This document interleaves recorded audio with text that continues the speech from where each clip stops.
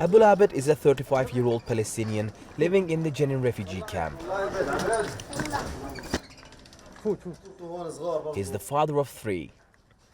Like the other residents, his ancestors were expelled by the Israeli armed groups in 1948, and they took refuge here.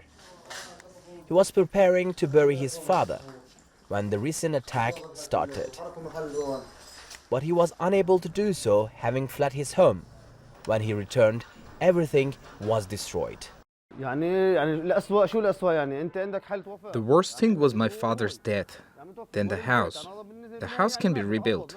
This makes us tired. These bombardments and the death of my father affected me and my children.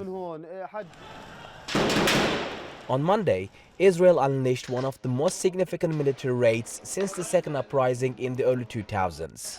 They used airstrikes and around 2,000 troops to target Palestinian armed groups inside the camp and killed 12 Palestinians, 5 of whom were confirmed members of Hamas and Islamic Jihad. An Israeli soldier was also killed during the exchange of gunfire.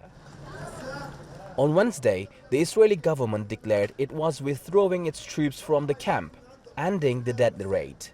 The Israeli strikes didn't only hit the positions of armed Palestinian factions here in the Jenin refugee camp. They also destroyed infrastructure, including roads and power lines. But just hours after the Israeli withdrawal, Palestinians have already started to rebuild elements needed for civilian use. With the rebuilding process, humanitarian help also reached the area from neighboring cities. People returned feeling less fearful. But Israeli Prime Minister Benjamin Netanyahu sent some signals that that feeling might be short-lived. This is a sign of our next steps. This is just the first step. It's not, by no means, the last action that we will take. We will do what we can from the ground, from the air, with superb intelligence. We will do what we can to fight the terrorists. For Abul Abed and other Palestinians whose houses were destroyed, the rehabilitation process has started.